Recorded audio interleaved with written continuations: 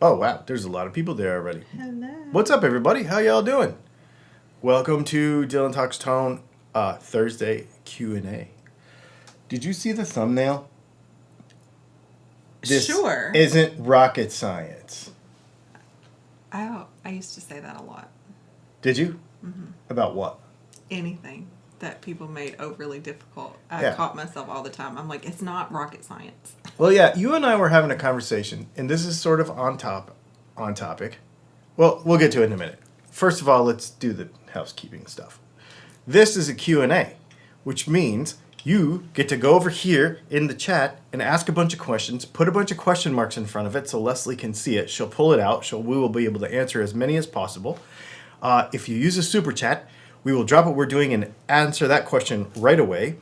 We will also, before we get to our topic and before we get to any of your questions, we will answer all of the Patreon members' questions because Patreon is what makes a lot of the gear purchases and stuff possible. So we thank you for that. So we allow them to get priority to the questions on Thursday.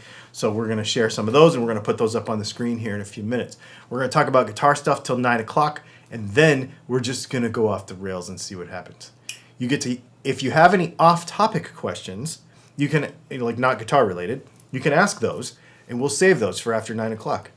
We should say that from now on because people have been doing that and then it loads us up for that first part of that. Yeah.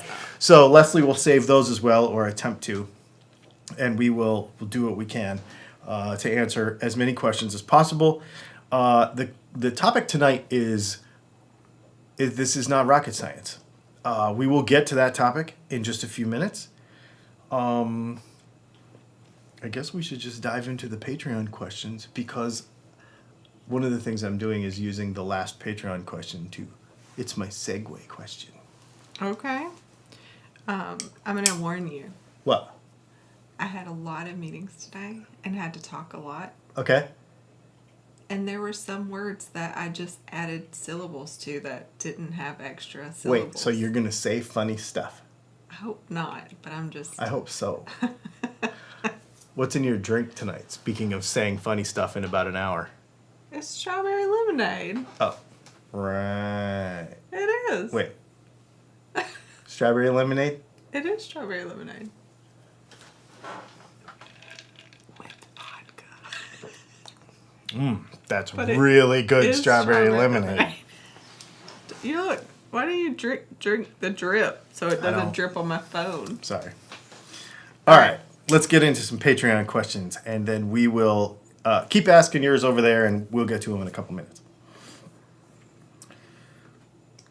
Donovan, I really enjoyed the bad versus good. We've not seen his name before. I hadn't anyway. So hello, and welcome to Patreon.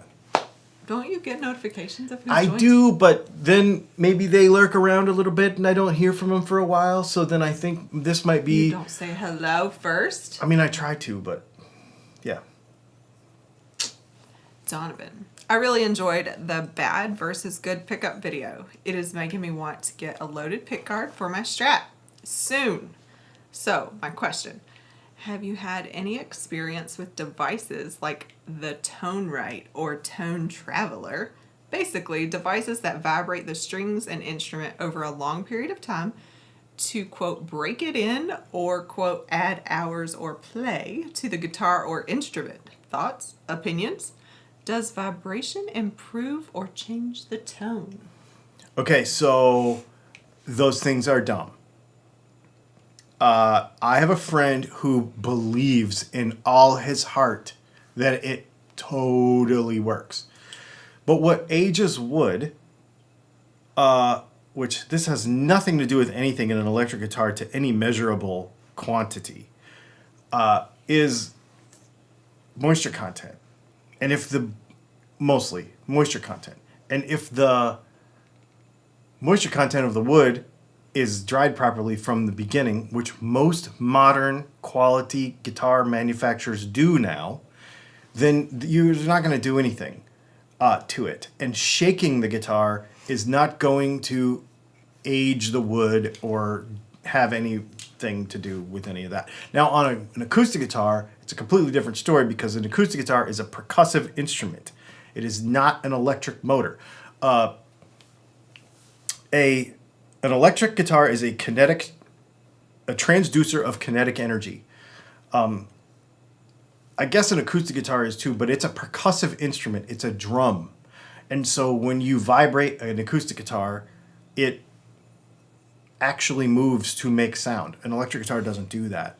And so when they do things like torify tops and stuff like that, it makes a huge difference. But again, that is actually changing the hardness of the wood by basically hardening the moisture, the sap, the sugar content in the wood, and changing the moisture content of the wood and all those things. So shaking the guitar, that doesn't do anything. Cool. Yep.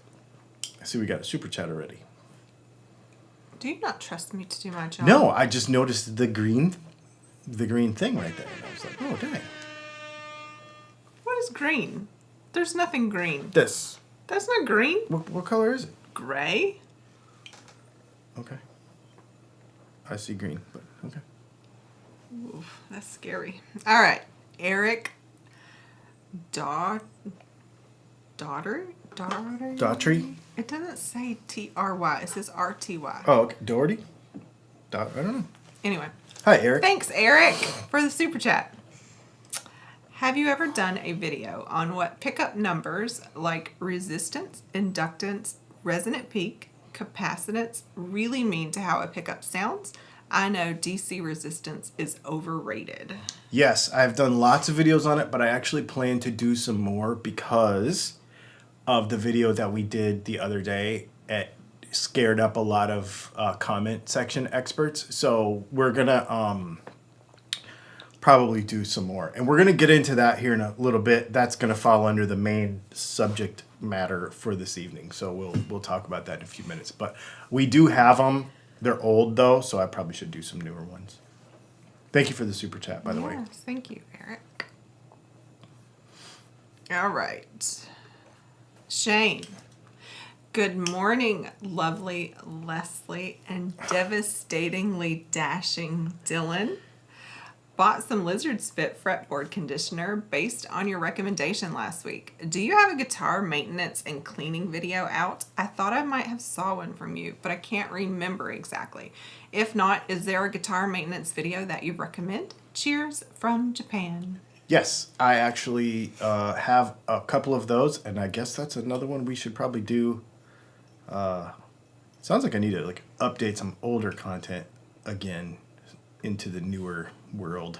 And actually, I was just talking to Chris at Lizard Spit the other day, and he's got a couple new products that are specific for a couple of different things now, kind of split out to be more effective. So maybe I will get with him, and maybe we'll do another one. That'd be cool. Mm-hmm. Yeah, there is some content out there. Yep.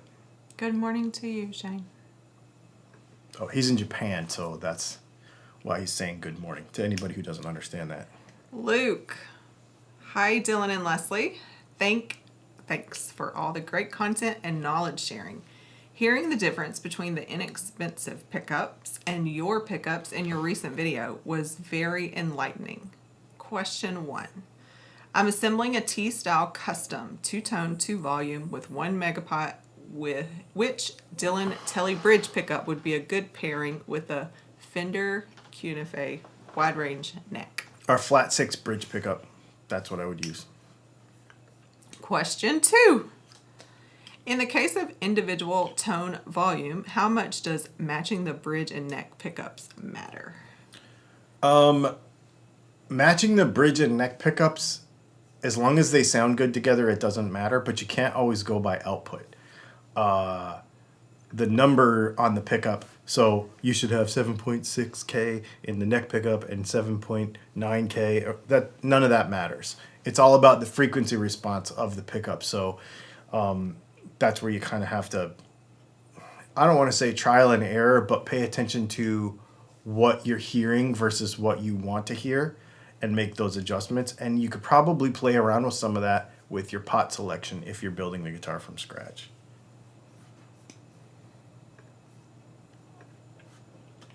67 goat. Since the title is already posted, the early rocket scientists just tried a bunch of things, blowing up countless rockets on the launch pad or right after launch until they figured out how to refine their formulas and designs. Sometimes you just have to do stuff until it works. That is what most... You know what you do as an engineer? You do all the math. Unless it's like an astronaut thing or something, but they still blow stuff up. You know, if it's a person involved, like we don't drive our guitars. We don't like, we're not in them. So, or anything like that. I mean, yeah, you just have to trial and error and figure it out. Like, it's not that big a deal. We'll get into that some more. You're right. Zoltan. Hi, Dylan and Leslie. Thanks for the very enlightening and ear-opening video on bad pickups versus good pickups. Can you explain what specific things cause cheap, generic pickups to sound like garbage? After all, wiring a bobbin around a magnet is not rocket science. Is it a case of how sloppy can it be before the world stops buying them by the millions? So this was the question, obviously, because he said the words rocket science. Mm-hmm. And then I kind of thought of what you said earlier. So let's get back to what you were saying. You said that What did I say? You used to say it's not rocket science. Yes. Right? And you and I were just having a conversation the other day about how there are some people that no matter what it is in life, they find a way to make it more complicated. Mm-hmm. Like when it shouldn't be complicated. Mm-hmm. And there are certain things that should be driven by logic and science. And then there are certain things that should be driven by a feeling. And guitars are interesting because they're both. Right? Okay. Like science and physics make them work. Science and physics say that they are an electrical transducer that takes motion energy and turns it into electricity. And it is not a drum like an acoustic guitar, so don't look at it the same way. It's sort of the same shape, but that's where and it has 6 strings that vibrate, but that's where the similarities end. Everything's different. So you have to like be super simple about it and be like, okay, well then I need to look at this totally different. But then there's the people that are like, should my pots match? Should all these crazy questions all the time? And it's almost like they're overthinking it.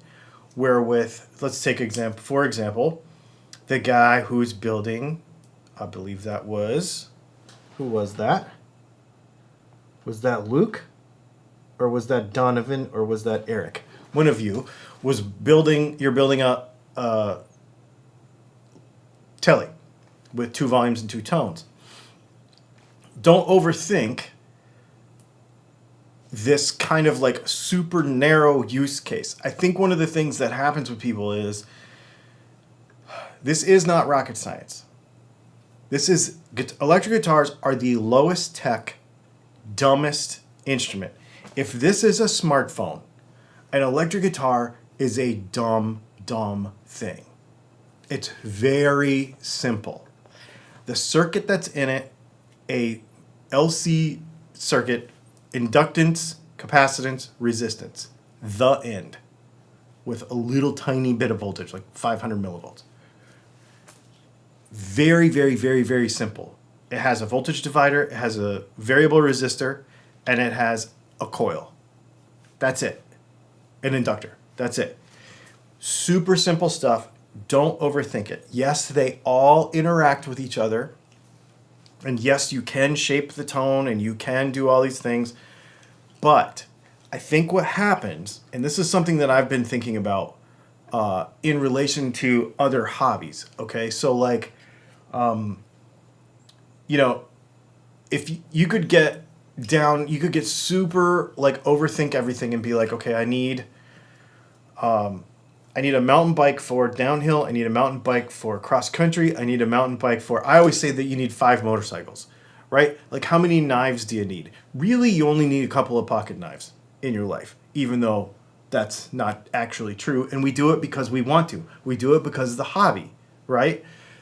But the science of it says the actual how the thing works says, I need to cut a thing. I have a knife. I can cut this thing, right? The end. An electric guitar is very much the same. I need a humbucker guitar. I need a single coil guitar. I need a P90 guitar. The end. Don't overthink it. The people that worry about finishes, the people that worry about, well, what about the frequency response of this P90 versus that P90 and all this kind of stuff? You are thinking more than you're playing, period. It's just, if you continue to execute, you will be able to, actually play, you will be able to find the sound that you're looking for probably in what you already have. And I know that I sell pickups for a living and I want you to buy pickups, but I'm saying that a lot of times we overthink this stuff. So when this guy says to me, I forget your name. Oh, we do have a super chat here. And see, it's green over there, and this is a grayscale at about 30% screen, and so it tints it. With orange behind it, which never makes green. Okay, whatever. Anyway, I just feel like overthinking this stuff too much. We could get really granular on all this stuff, which most people on my channel want me to do. But you'll notice, I want you to notice this, and I don't want it to sound like I'm trying to I want you to notice. I'm going to tell you to notice. I'm going to tell you to notice this. Look back and notice. When somebody says, I'm looking for a Telly Bridge pickup, I'm going to tell them our flat 6. When somebody says, now the humbuckers, we have a little bit wider range and we can do a couple of little different things. But the high gain one, I'm going to tell you get a Super 8. With a vintage one, I'm going to tell you get a DAF. If you want a coil split or you want super gnarly mid-range like Angus Young, like mid-range, I'm going to tell you get a center punch. The end of story. You only need about 3 or 4 different kinds of pickups to do everything. These brands that have 9 different Telecaster pickups and 10 different humbuckers, I don't understand it. All of your favorite music was probably written and played on 3 different models of humbuckers. And actually, knowing the demographic and age range of the people that watch this channel, I will tell you that 90% of everything that we listened to as kids was played on 2 different Strat pickups and 2 different humbuckers. Vintage PAFs, maybe pushing into T-tops in the late 70s. If you wanted to get it in the shreddy stuff, maybe it was a DiMarzio Super Distortion. Ish. Something like that. All your favorite music was written on 3 different kinds of humbuckers, maybe 2 different kinds of single coils, and nobody cares about 50s Telecaster, 60s Telecaster, 50s Stratocaster, 60s Stratocaster. Nobody cares about that stuff. It's a Strat. Super chat from Van Shank Guitars. Thank you for the super chat. Thanks, Ivan. I apologize for the delay, but he wouldn't stop talking. A guitar, maybe means is like an old rotary phone without the rotary dial. It's like the Alexander Graham Bell one. Thanks for the super chat, Ivan. Or Van Shank Guitars, I guess I should. Yeah. I heard he had some videos up today. I know. So, I haven't gotten a chance to go to his Van channel. Shank Guitars. He actually announced it the other day on the Facebook group, and I kept forgetting to do it. So I have a plan. I have some things that I have to watch tomorrow while I wind pickups. Plan. Well, we're back to Formula One this weekend, so there's that. But I'm also going to have my iPad on my desk, so I'm going to make sure that I catch up on a couple of things, and his is one of them. So that's on my list for tomorrow. But that being said, obviously, then the emotion comes into all of this, and you're like, but I want to try. I'm the person, so I say all that to say, but it's a hobby. So try everything. Enjoy everything. Buy all the stuff. Like, don't think that you're going to sound a certain way by buying some specific piece of gear that does some specific thing. Get there with your skills first. Because you'll probably find the tone with your hands before you'll ever find it with the gear. But then get the gear because it's fun. Make gear decisions based on emotion and make tone decisions based on like emotion. Like I wouldn't do it. I mean, I wouldn't do it technical. I would not make this decision. I would not say I want to try your P90s based on a spec sheet. Based but on a lot of people do that. yeah, and all kind of guitars. Like, well, what kind of strings does it have? You always joke about that. Oh my gosh, yes. Everybody always asks in the comment section, what kind of strings does it have? Who cares? Change them. Just put new strings on. Yeah. And people will make decisions based on the fret wire size and based on the blah, blah, blah, blah, blah. And I'm like, I'm over here like, that guitar looks cool. I bought the Les Paul that I bought because it was a Slash Les Paul. And I thought it was cool, and you thought it was cool, and we bought it.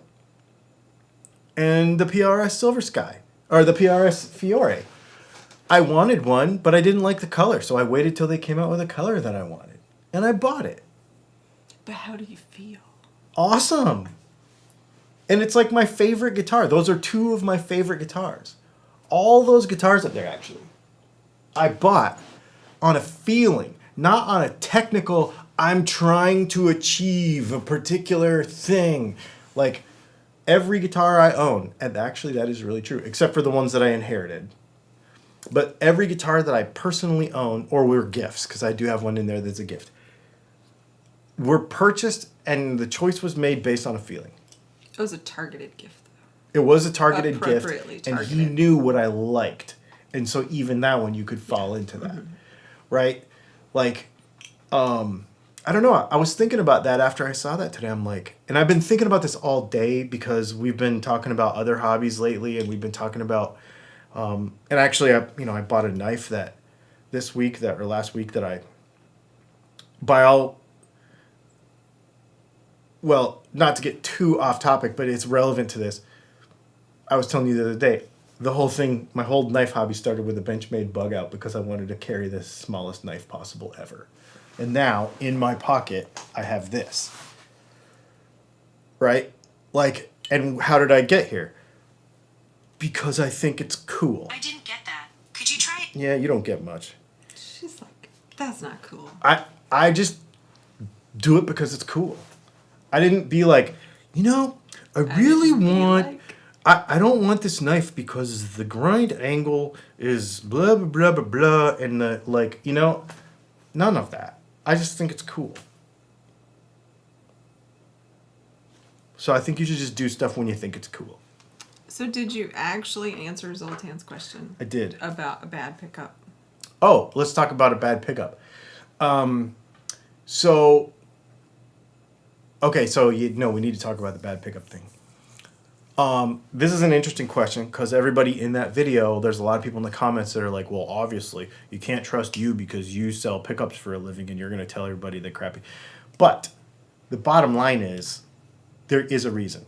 So materials, wind method, engineering, because a lot of times the engineering behind these cheaper pickups is based on building to a price.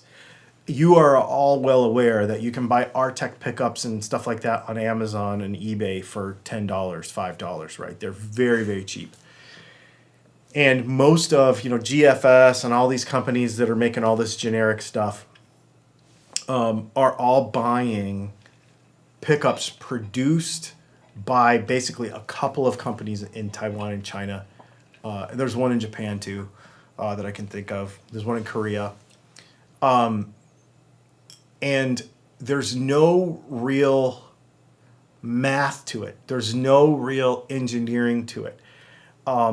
When Fender, and I know this for a fact, I've spoken to the folks that buy the parts for the guitars. When Fender goes, for example, let's use Squier for an example.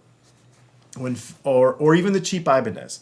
When Fender or one of those companies, we'll use Fender because I know for sure because I had these conversations. When they go to their plant in Indonesia or they go to the plant in China and they say, look, we want a Telecaster that is basically like a 60s Telecaster thin line, but we want it to cost $499. The Chinese company that builds the guitar or the Indonesian company that builds the guitar says, okay, what colors do you want it in? And they say, okay, they've been doing this long enough times, long enough, many years to do it. And they just build the guitar and they show it to Fender, and Fender says, okay, that sounds good, and they slap their Squier name on it. There's very little actual engineering that goes into any of that stuff beyond appearance, because Fender does not really get a choice in the materials that go into those guitars. So if Fender said, well, we want better pickups, then the company would come back to them, because they're not owned by Fender. They kind of are, but not really. They come back to them and say, well, if you want better pickups, the guitar can't be $499 anymore. It's got to be $529. It's got to be $549. Well, we don't want to use NATO wood. We actually want to use ash. Well, you can't. I mean, this is what this thing has got to cost. This is what we got to build it out of. They source all that stuff separately. It's not like Fender where they can actually design a guitar to a product. So what I'm saying by that is, then that company will go to somewhere in China who already builds generic Telecaster pickups. Well, it needs to be Alnico 5. Okay, well then there's a Chinese company that makes Alnico 5 pickups. They go get them off the shelf and they stick them in the guitar. There's no engineering to any of this stuff. They're building to a price. There's no tonal within. I don't want to say it in a blanket statement, but because it might not occur with every model, but on the whole, they're building to a price more than they're engineering a particular sound. A Strat or a Tele Squier at this price point just has these parts that cost that much, and it all adds up to this, and this is what it costs when it's done. So there's no engineering that goes into it. That's why cheap pickups suck. That was a good way to end. Ed DePriest, thank you for the super chat. Dylan, I bought your Tele pickups and wiring kit. Love it through my PRRI. What does that stand for? Princeton Reverb Reissue. Cool. Ready to upgrade my Made in Mexico Strat. Thinking of your hot fives with your single coil P90 in the bridge. Ooh. How far out are you now? For that, if you ordered those tonight, we could probably make those next week. I would say. Okay. Yeah, I would. If you ordered them tonight, what we're really backed up on right now, I don't even want to say. I would say by the end of next week we'll be caught up, but we have, I don't know, there's like 30 humbuckers over there between everything. So we're cranking them out, but we're working really hard. We worked late tonight and worked late yesterday, and we are working hard. So it's been very busy. It's been super fun. I really appreciate the support. I also want to mention too, and thanks Ed for the super chat. I also want to mention too, we hit 85,000 subscribers today, I saw your post. which is really cool. 15,000 away from 100,000. I would ask if you could to share our stuff. And if you are not subscribed, 61% of you who watch this stuff are not subscribed. It would really help us out, because that 100,000 is a magic number for a lot of companies to start to recognize what we do and help us out with some videos and stuff. It would just make our content better. So I really appreciate, and I want to say too, for those of you that have watched for years and years and have never commented, never bought anything, never clicked a link, thank you. Those of you that are just there, just watching and not saying anything, and everybody else too. But I know that there's a lot of folks out there that are just kind of hanging out, and I appreciate you a lot, everybody. It's cool. Robinson Custom said child labor rocks. We do not have children, and they are expensive. Yes. So I I don't think we're helping ourselves No. there, but we are helping them. No, my kids are more expensive than other people. Before we move on, related to what we were talking about, Yeah. with your whole feeling things, Richard Lewis asked, well, what parameters do people have when shopping online? That's a good question. I personally believe that it matters a whole lot less these days. I only shop online. In the last 5 years, I think I've only bought, and now we buy a new guitar. We buy new guitars every month. So we probably bought 30, 40 guitars. I only have probably bought 2 in person. And to be honest with you, the reason I don't is because the stuff that I see hanging in stores is less maintained, less attention is given to them, unless it's a really good local store. We have traveled the country a lot. We have gone into many, many guitar stores. The good guitar store in 2023 is few and far between.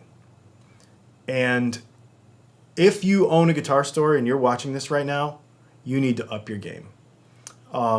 Because it's worse than it's ever, in my opinion. I mean, we've seen a lot. And I've walked into guitar stores, and either because of lack of customer service or because the guitars were crap that were hanging on the wall, I've just walked back out. Which is also poor customer service. Yes. It all comes down to poor It customer all service. comes down to poor customer service. Yes. And I know that it's getting harder because of Sweetwater, and I have had this argument many times with many guitar owners because of Sweetwater, but it's your fault. You need to up your game.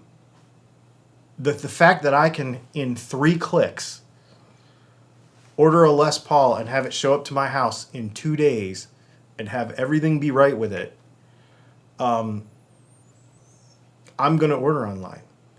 And if there is a local store that I can support, we don't have that here, then I will try to support it.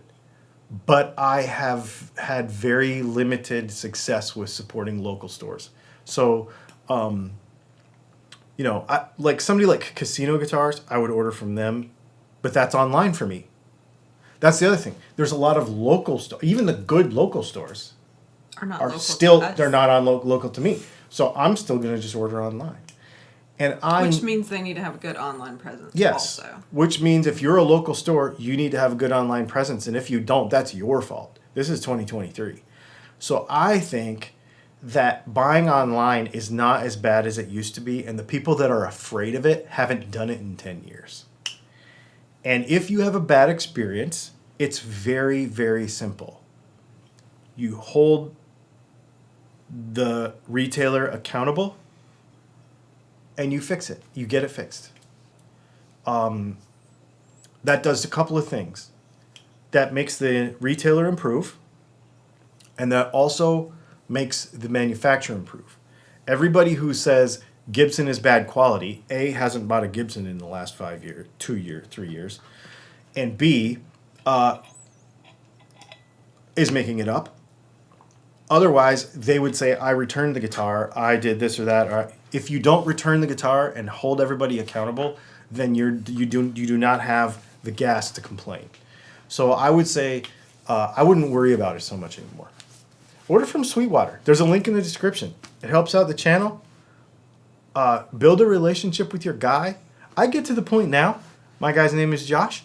I literally text him, hey, did this guitar come out yet? Yeah, it came out, but we're not going to have it for 2 weeks. Okay, put me on the list. Boom. He throws it on my Sweetwater card when it comes in. I don't even order online. I just text my guy and it gets done. I don't know how much more convenient and awesome you can get than that. So, and it's not because I'm a YouTuber. I want to make that clear. Yeah, that's a disconnect. Yeah, there's 2 different departments at Sweetwater and they don't talk to each other. In fact, I've had it happen before where both departments, I ordered a guitar and the Sweetwater give you a free something for your video department, both got miscommunicated, and I almost got two guitars at the same time because they don't talk to each other. So my guy that I talk to is just the guy that you talk to, and I buy everything.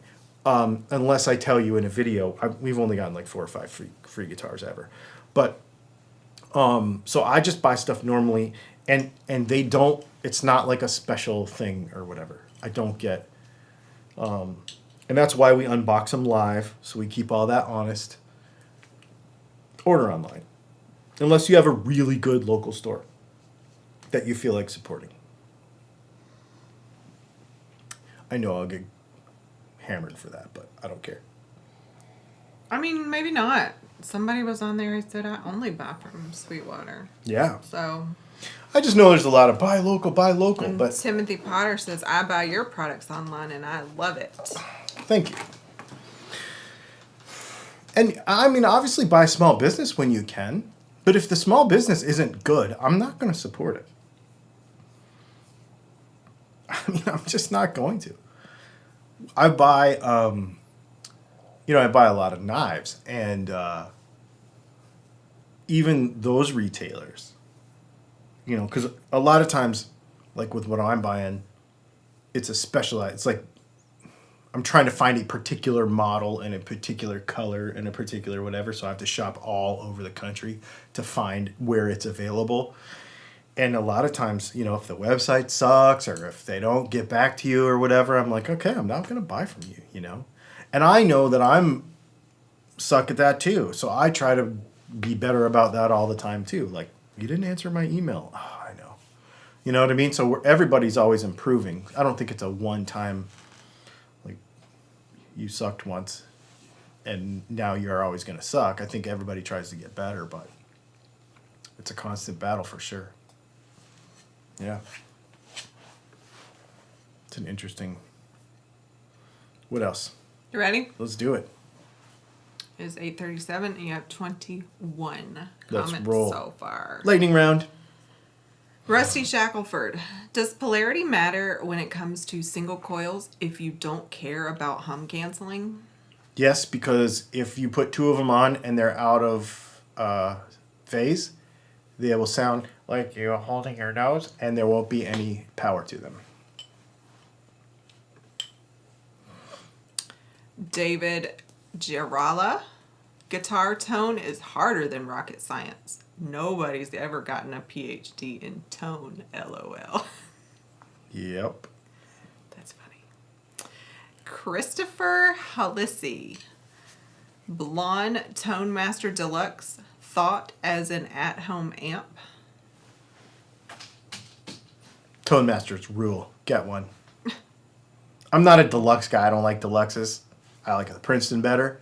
But if you're a deluxe person, get it. You'll love it. Good gigging amp, too. Jeffrey Egan, do you think that if the folks at NASA Tone tapped the Challenger fuel tank, it wouldn't have exploded? I mean... That's funny. And not funny at the same time. Well, even that was rocket science, and that was a very simple problem that should have gotten caught. I think they knew, right? Common sense. Look, why did that happen? I don't know. Did you see that? I didn't see it. I mean, it just slipped to another video and I wasn't even touching my phone. Well, that's weird. Creepy. All right. U21RW87. My first time watching live. I love the info I get from your channel, Dylan. Thank you. Welcome. Yeah. Thanks for coming live, watching live. Sir Sneaker Pimp. Last week I suffered from eyes wide shut syndrome. I have 2 questions. Did you see the Seymour Duncan video about their pickups that are controlled by an app, changing the type a la modeling? It's not that. It's actually a switch. I have it right here, and we're putting in a guitar next week. And we're making the pickups for that guitar tomorrow. Oh, there's a second question. Sir Sneaker Pimp, second question. On the Music Is When channel, he bought 2 Strats that were the same, except one was lefty. He restrung the lefty to play it as a righty. When he did, it sounded very different. Why? Because the guitar felt different, and the guitar was not the same guitar. What you really need to do is take the pickups and all the stuff out of it and put it onto another guitar.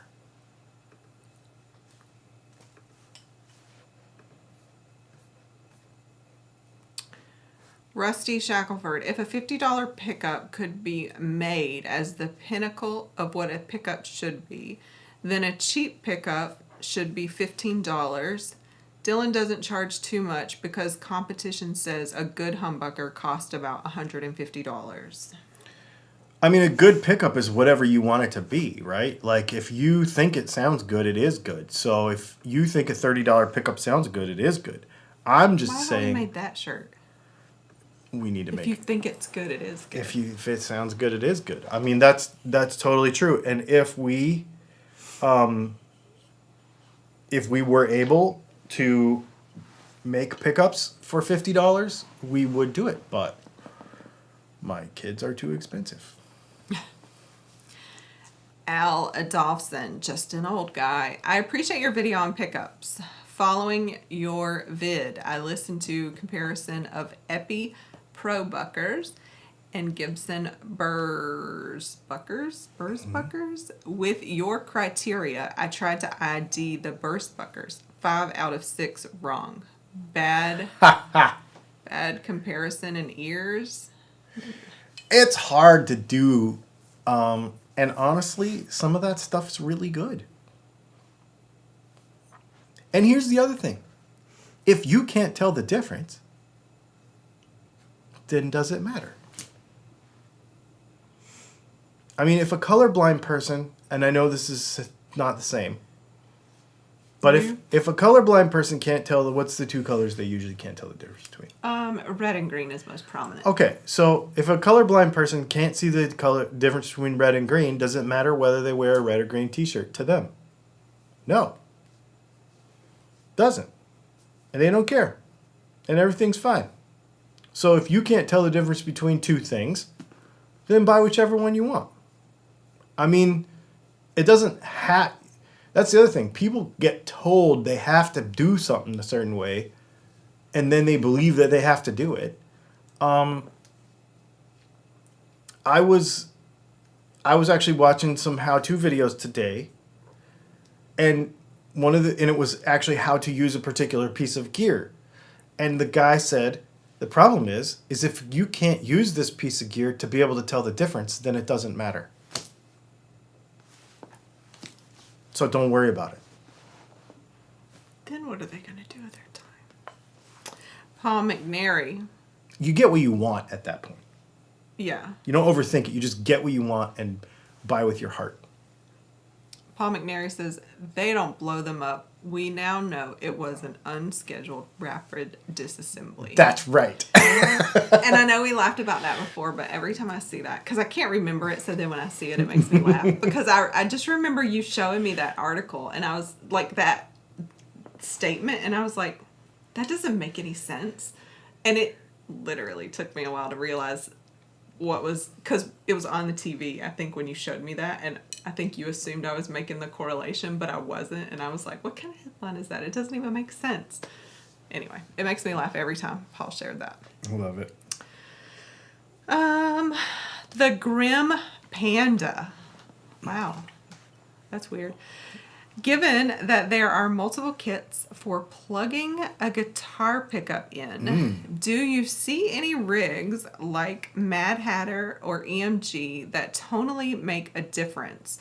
Also, why hasn't the guitar world adopted something? So there are certain situations where soldering is always better than not soldering. In a guitar, just because of corrosion and vibration and whatever. That being said, in actual practicality, you could do solderless and everything would be fine. We actually used to sell a solderless kit, but the parts got to be too expensive for me to make it practical. Solderless is fine. It's totally fine. And all of the snooty people who say it's not, they can go pound sand. It's totally fine. Again, this is a dumb circuit with very little voltage, with as long as it's a good connection, it doesn't matter. The only situation you would run into a place where this could be a problem is like corrosion. Like I got buddies, here we were living in Augusta, Georgia, so I got buddies that play in Myrtle Beach, and I got buddies that play in Florida, and they play on beaches all the time, and their guitars literally come back rusty. And so if there was because of the salt air, so if where there was a corrosion problem, you could have that problem, where a solder guitar you wouldn't. So there are applications where it would, but mostly I think it's just tradition, Can I ask you a question? Yeah. What do you think go pound sand means? Or what does it mean to you? It means that it's like a useless thing to do. Like when you pound sand, it's just, it doesn't do anything. It's wasted energy. Okay. It can mean a menial task, but it also was originally started as like somebody who was hopelessly stupid. Like it's telling someone they don't have enough sense to do anything worthwhile. That's what I mean too. Oh, well, that sounds very offensive. I was curious. I never heard that before you. And I was really? Like, No, Chris Carter. I don't know anybody. Chris Carter told me that. He used to say it all the time. He said, "You can go pound sand." Well, that's not very nice. It's like it's wasted. What you're doing right now is totally wasted. That's how I take it. But okay, well, maybe it isn't very nice. It's not very nice. That's funny. Thank you for pointing it out. I never thought about it. Well, if you don't know why you say it. I mean, I know why I say it, but I didn't know it meant something else. Impact is greater than intent. I get it. Rusty Shackelford. Why do people expect innovation from musical instruments? You get a device to make the intended sound, and you're basically done other than improving quality of the build and refining the components.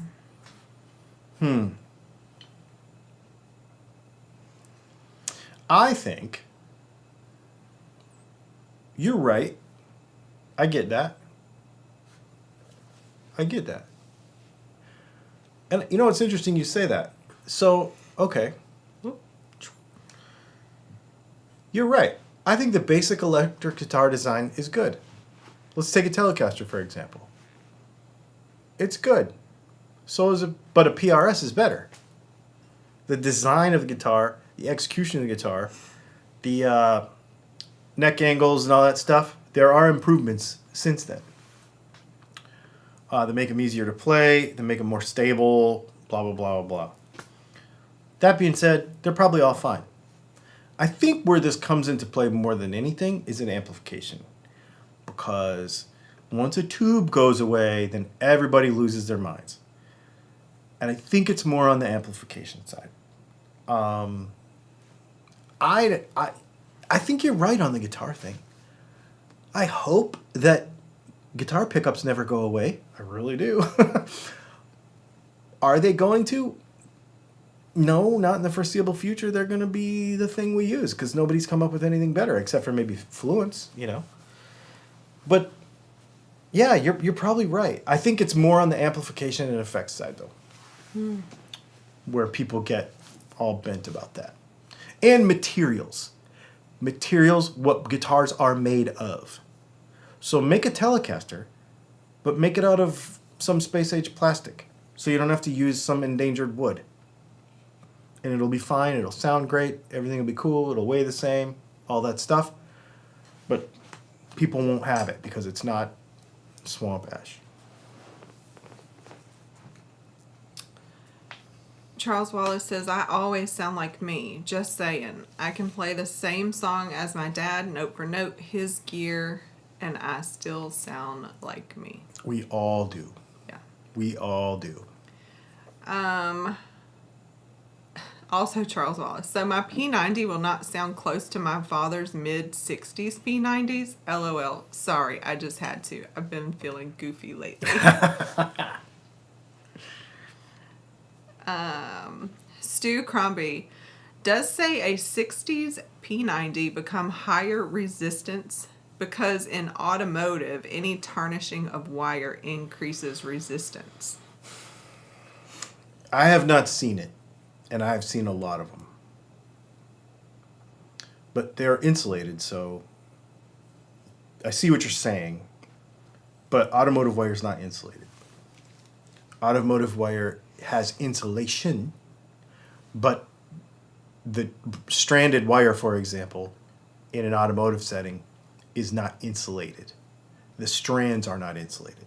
Where in a pickup, the strands are the actual coil wire is insulated. So there is not typically, when you have corrosion, the pickup becomes non-functional. When you have corrosion in a wiring harness in a car, insulation resistance rises, and then you have computer problems and that sort of stuff. But it's not the same in a pickup. That's a great question. I never had anybody ask me that before. That's an interesting thing to think about. Also, Stu Crombie. Dylan, I'm going to send you a P90 I bought ages ago. Apparently, it's a humbucker. Be interesting to hear what you think about it. It's high resistance, but I don't want it. Really, I want a lower resistance. Yeah, just a regular traditional P90 is probably cool. This person said this was an off-topic question. Maybe he just meant off-topic to what we were talking about, but it is guitar-related. IBJI, I don't know. Off-topic question. Did you catch the story about the $5,000+ EVH relict pickup that was relict to where it no longer worked? No, I did not catch that. Wow. That's awesome. Pay $5,000+ for your dummy coil? Stop. Right. That's a paperweight. I feel like you mentioned EMG solderless things when Grim Panda asked their question earlier. Okay, so we're just going to skip that one then. Curtis Chavez, thoughts on Fender Mustang guitars, anyone? Also, how do those pickups differ from Strat pickups? Very little. They're actually Strat pickups, but they don't push the tops down. So when you look at a Strat pickup and the magnets stick up, the Mustang pickups are a little bit different height, but it's the same one. More or less. And if you want Mustang pickups, I can make them for you. Angel Ray, that's kind of let me skip that one for now. Eric Lettinger, Dylan,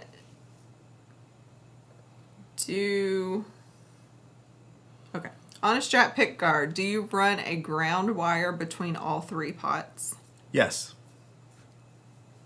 I was having a hard time at the beginning of that. I see it.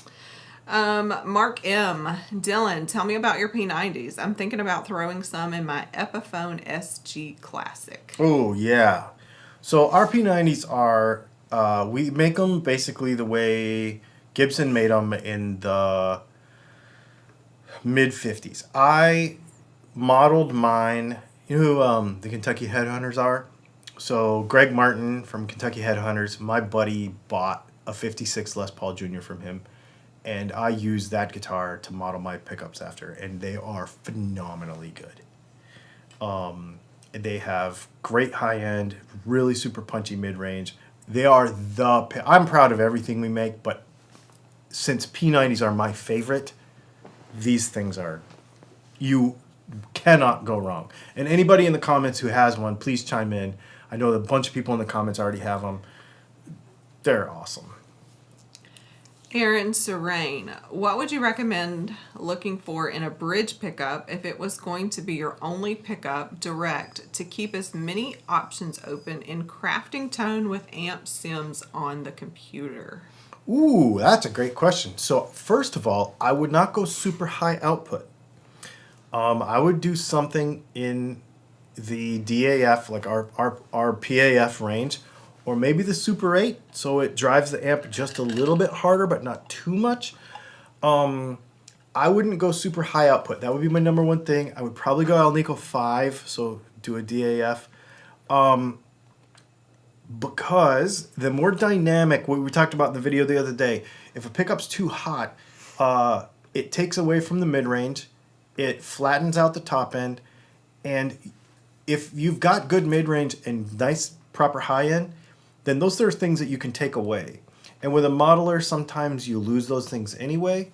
So I would say, depending on the modeler, obviously, if it's, So I would say that. Just don't go super high output. That would be my number one thing.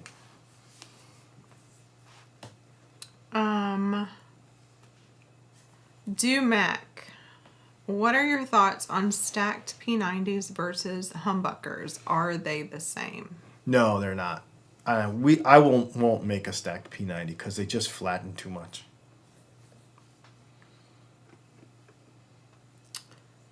Shane West, do you have a sustainer pickup design? No. Trevor Mohan, I've heard magnets get weaker over time. Any truth to that? Not in any meaningful way. It's kind of a made-up thing.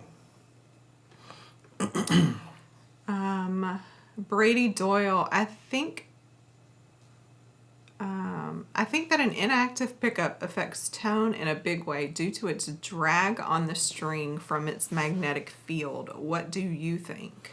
I don't think so. If the pickup is adjusted properly, 150 thousandths, 4 millimeters or so. We have a whole video on this. What's his name? Brady Doyle. Brady.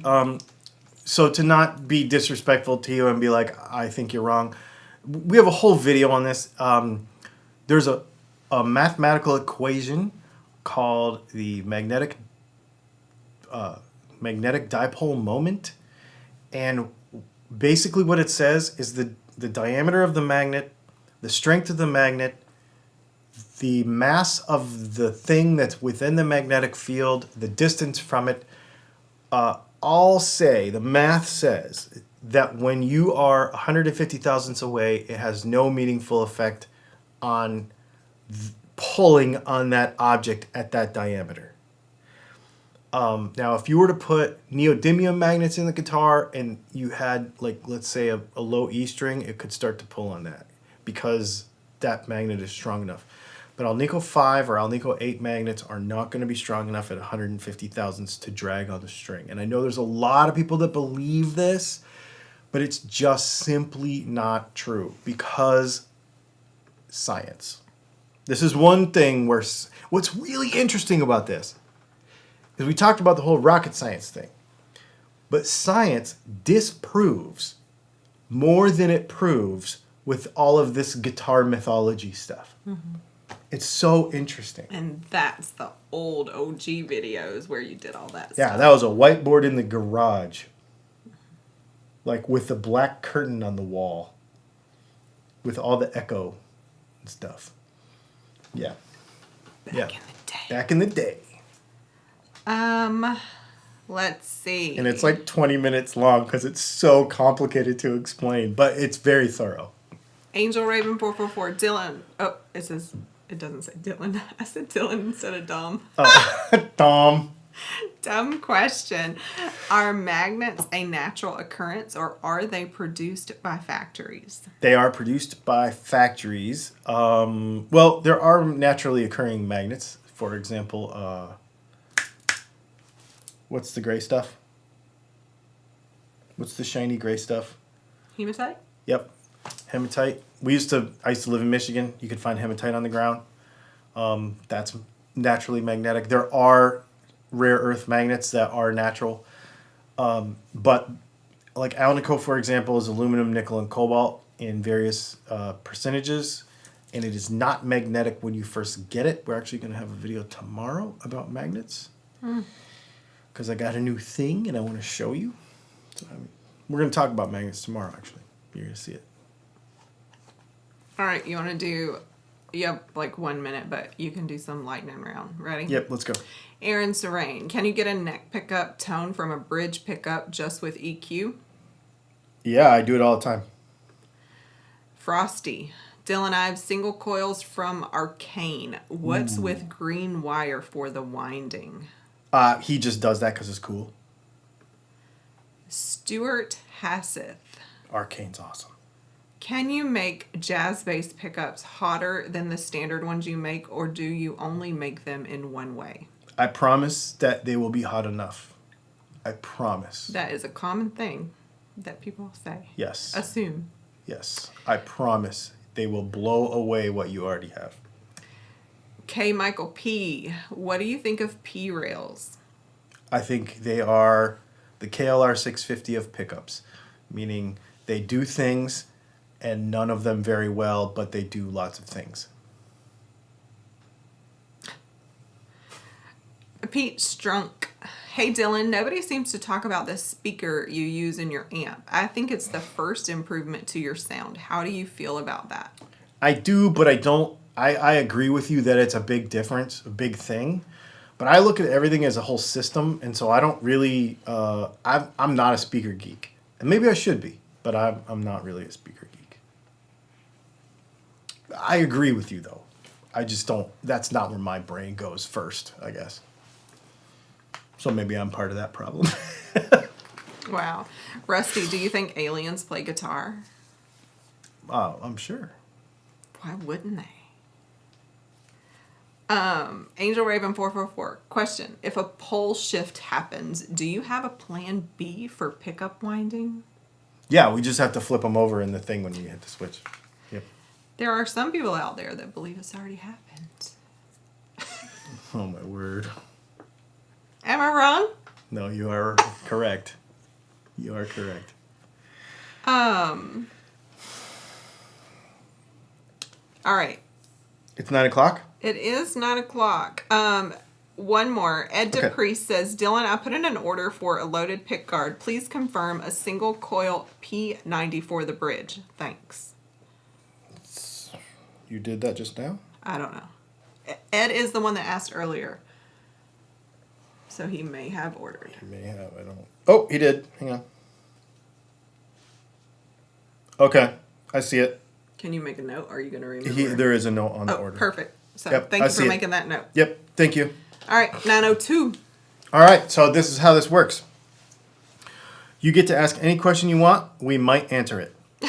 If it is about guitars, it has to be a super chat after 9:00. Otherwise, we will not answer guitar-related questions unless they are a super chat. We do this because we want to spend this time just hanging out with you, getting to know you, answering random questions, talking about random things. Sometimes it goes 15 minutes because nobody's interested, but it doesn't usually. It goes about 30 or 40. I don't know. So yeah, just ask whatever you want. Maybe we'll answer it. Ask whatever. Most of the time we do. There's only been a couple of times where we're like, click up, like, I just want to see. Okay. I'm just curious. I like to see how many people stay on after the 9:00, and normally most people do. That's really neat. Yeah. All right. You got some? So I held this one because it wasn't related, Okay. but we did kind of talk about it, so I probably could have asked it earlier, but we ran out of time anyway. So Shane West wants to know, how many knives do you own? I think like 30. 1, 2, 3, 4, 5, 6, 7, 8, 9, 10, 11, 12, 13, 14, 15, 16, 17, 18, 19, 20, 21, 22, 23, 24. Well, I have like 25 and she has like 5. So probably 30. There you go, Shane. It's always going up though. Windsurf Maui. This cracked me up, but I waited till after. If you want 100K subscribers, you'll have to make the after hours content a little spicier. I mean, we try. You're looking at it. Oh my goodness. Oh, you're looking at it. Rusty, have you heard of, I don't know if it's Janus or Janus motorcycles? Mm-hmm. That was the whole question. I don't know much about them. Rusty Fender said Google just said, how many wives do you have? Like it was trying to... How many listen to wives do you have? How many that's wives funny. do you have? Only one. I only want one. I have seen the documentaries. I only want one. All right. I like the one I have, though, but I only want one. Angel Raven 444, knife. What's the knife of the day? Knife of the day is Half-Faced Blades Crow Jr. This is a fixed blade that I've been carrying. And yes, it is huge. And yes, it is heavy. And it is amazing. S35 VN, G10 scales. You got to buy this. Oh, Haha, 9 o'clock. you got to buy this on a drop. Speaking of drop, there was one at 9 There's o'clock. a knife drop at 9 o'clock Is it tonight. 9 Eastern? I think so. Or is it the 9 Speed their Goat person Blade. Yes! Sweet. So Montana Knife Company is a company I've been trying to get a knife from forever, but they only do drops on certain times. And I've always missed them. I've always missed them. Look at that. That's pretty cool. Well, there you go. Are you ready to keep I am going? ready. Let's go. This is not guitar related, so I'm going to ask. The Grim Panda said, what do you think the most evil music is? The most evil music? Yes. Probably like... Hang on. Double click to pay. You chose that quick? You just knew what you wanted? Yeah, I already knew what I wanted. I just hit the, and it had pay with Apple Pay, so I just had to... Just your face. Just need your face. Just need your face. Cool. Just ordered a knife. Sweet. So I would say it would be like that Norwegian black metal stuff where they get accused of burning churches and stuff. I don't know. Oh, I've man. only heard about it from you. I would say that's probably like the most evil music I can think of. I never thought about it before, so it's kind of... Robinson's Customs. Why are there no microwave commercials? I would say because, like, who doesn't have a microwave? But, like, I knew people that didn't have a microwave. Yeah, but you know what, though? That's a great question because what about all the people that have microwaves that don't know how cool convection oven microwaves are? Yes. Right? We didn't know until we had a motorhome. Yeah, we had a motorhome with a convection oven in it, and it was amazing, and it broke, and we immediately replaced it. We don't have... Well, we have a convection oven now. We have a separate convection. Maybe that's why, because people are getting all the Ninja things and stuff, because we have a Ninja one now. Because we didn't have a convection oven when we got here. Is it convection? Yeah. How? Air. Where? Air is convection. Blowing air. But you don't cook different. You cook different in true convection. I guess that's true. I don't know. Maybe it isn't. I don't think so. Well, maybe in our next house we need to get a convection oven because we used it all the time. Yeah, I would like one, actually. Yeah.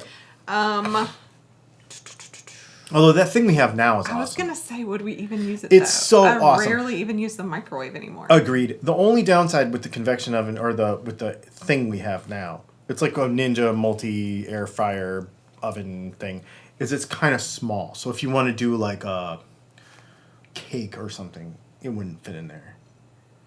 But maybe it would. It would. Would it? Yeah. Oh, because a regular pan. Yeah, I guess we probably won't even buy one. Anyway. I don't know what I don't random know, that but is. it's funny. So speaking of like microwaves, though, it's so strange. Like they have so many features, and like, how many features do you actually use on a microwave? Plus 30. I know. I didn't even know that was a thing until you did it. Really? Never used that before. So we've had this conversation because when you want 2 minutes on the microwave, do you go up there and put 2 minutes and start? I don't. I just hit 30 seconds 4 times.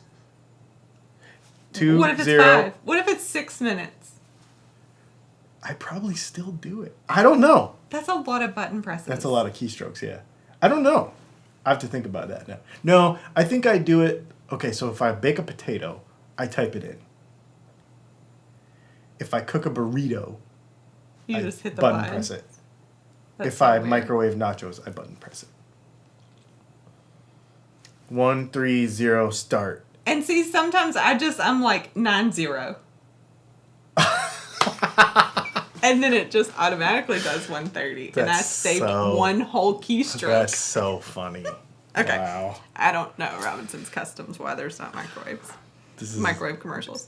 This is the quality. This. I told you we were gonna turn up the heat with the. See, this is why we need 100,000 subscribers, because you get this kind of quality television. Somebody just said 1 minute 30 or 90 seconds. 90 seconds. All right. Popcorn button. I've never trusted a popcorn button. When I No. used to eat microwave popcorn, it always burnt it. And now I use like a silicone air popper, which I bought because we were in the motorhome. Motorhome. Because I really like popcorn. Yeah. Okay, let me get back to order here. I'm getting distracted. Robinson's Customs also said, if Cinderella's slipper fits so perfect, why did it fall off? That's a good question. Because running in dress shoes is dumb and they don't stay on your feet. Maybe she was drunk and she took them off to carry them like drunk girls do. Oh, it definitely fell off. Oh. She was running downstairs Oh, okay. in glass shoes. She's a stripper. Them stripper heels. That's what I'm saying. She's a drunk ass hoe. Wow. Cinderella was a Alright. drunk ass hoe. That's like his own story right Oh there. my god. Anyway.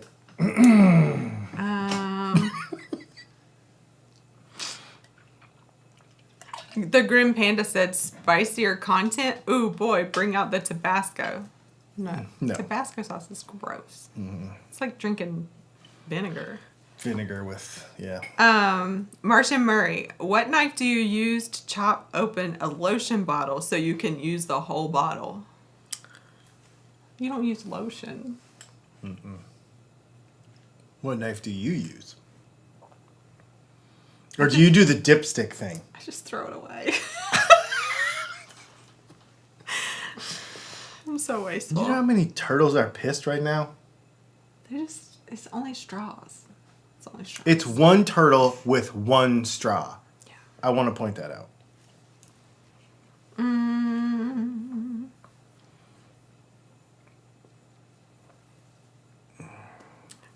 So I just saw this I should question say, somewhere the other day. If that turtle was trying to drink a Coke and his straw disintegrated, he'd be pissed.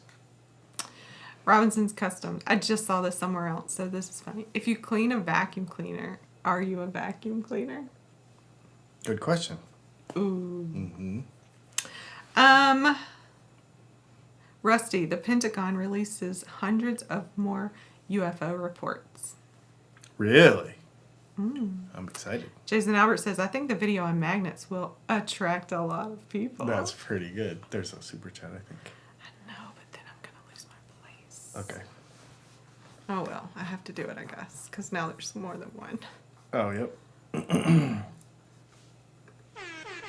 Oh, Keith H with nothing. Super chat from Keith H. Thank you for the super chat. I don't see anything with it, so... Ask a question, we'll try to catch it. So holla if you got something. I don't see anything before that either.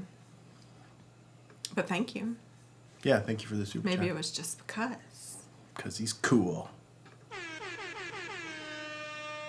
Another super chat from Jeffrey Egan. Thank you for the super chat, Jeffrey. He says, let's get spicy. Cinnamon, yay or nay? Yes. Cinnamon is awesome. Yeah. Cinnamon is awesome. Fall anything is my favorite stuff, but all year. Yes. I love cinnamon. Mm-hmm. I like cinnamon too. Cinnamon in my tea, Toast cinnamon crunch. in the coffee, cinnamon on toast. Yeah. Yeah. Yeah, Yep. Yep. I like cinnamon. Absolutely. All right. I think we like a lot of spices, though. All right, Yeah, I'm going to scroll our back spice up. cabinet is pretty complete. We have a lot of stuff. And in our hot sauce selection.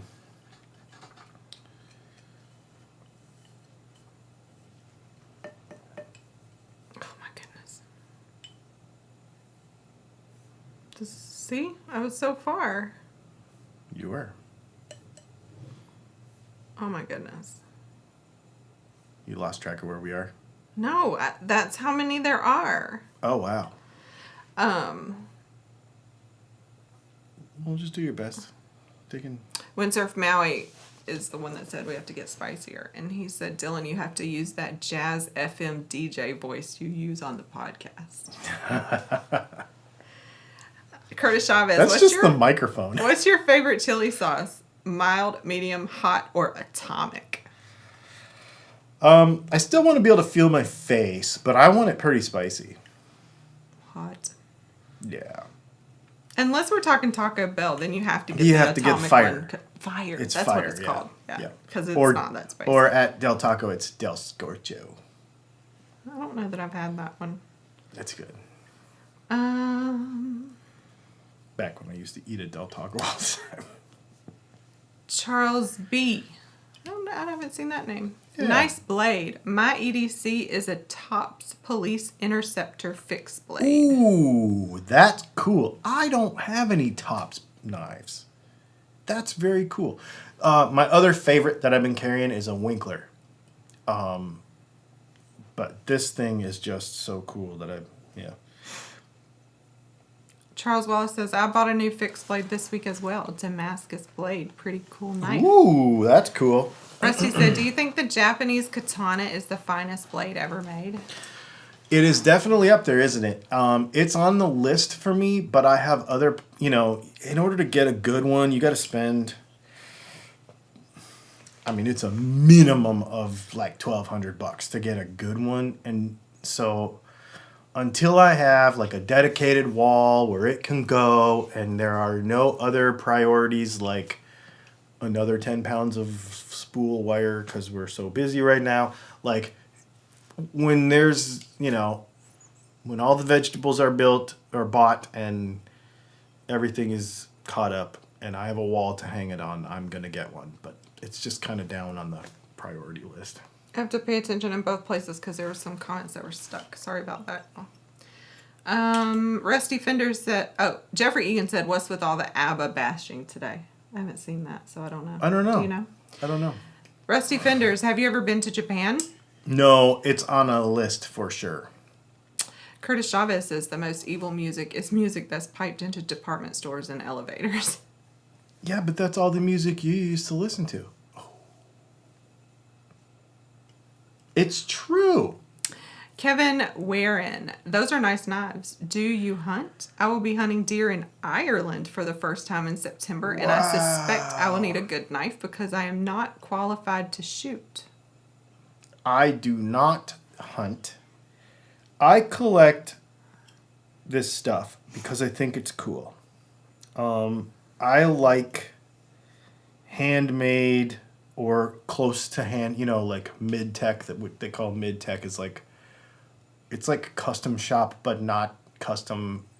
I would buy custom knives, but they're expensive. Like this knife is made super low quantity, super low run stuff.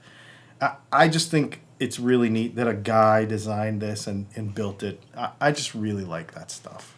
And they're cheaper than guitars. And smaller. Lance Hungerford said, man, I just heard Jerry Springer died. Yeah. Yep. I didn't know he was that old. I feel like we should go throw a folding chair in his honor or something. Terry Himes, after my wife passed, I had to learn how to cook for myself. I got an air fryer. Great purchase. Yes. They're awesome. They're so convenient. Yes. So that's We ate dinner out of an air fryer tonight because we only had a Yeah. 40-minute time block where we could have dinner between work and all the other stuff and getting ready for this. Yeah. It was like we needed that time. Boom. We cooked with that thing. It was great. And I think being in the motorhome, we very much turned into one pan meals. Yes. So if it can't be one pan, and if I don't have time to cook with that one pan, it's nice to just be able to stick something in the air fryer because then it's hands off cooking. Yes.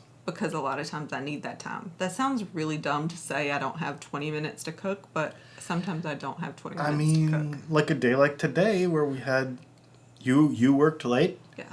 I was working in here with Brianna, and then I needed to get ready for this thing, and it's these days are like this. Paul McNary said his favorite microwave button is the bacon button. Does our microwave have a bacon button? It might. I didn't even know that was a thing. I didn't know you cooked. Why do you microwave microwave bacon? I don't eat bacon, but I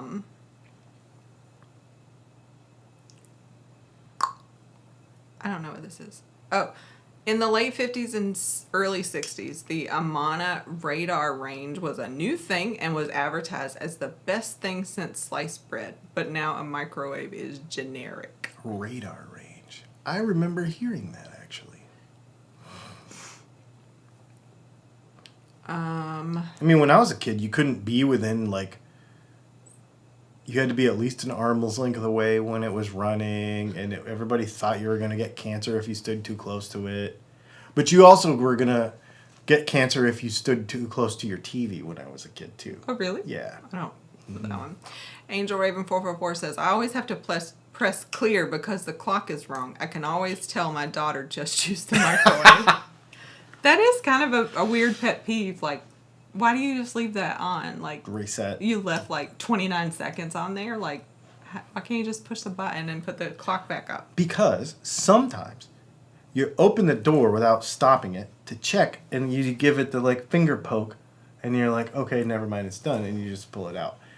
Or you might want to leave that 29 on there because you're finger poke, and you're like, oh no, it needs to go more, and so you close the door and hit it for the last 30 seconds. No comment. Yeah, Charles Wallace said you have to listen to the popping of the popcorn. Yes. Yeah, otherwise your That's house my method. stinks. I don't even know how long it takes me to cook popcorn. I just listen. I put 3:30 on there, and I always take it out early. And I type it in. Armando Lopez, I think y'all have mentioned before that you're vegan. What went into making that decision? Just feels better. I feel better. My digestive system decided for me. That's pretty much it. Yes. Yeah, that's pretty much it. It's been 15 years, though, so I don't know any different. Yeah, and I haven't eaten meat since 2005, so I don't even think about it anymore. Wow, that's crazy. Let's see. Angel Raven 444 says, what are y'all drinking tonight? Yours is gone. I just finished, because I only had a little bit. I just finished the last of my Jefferson's Ocean. Oh. I just had strawberry lemonade. Yeah. Maybe with some vodka. Mm-hmm. Yes. I have not had a bourbon, any bourbon for probably weeks now. I just haven't.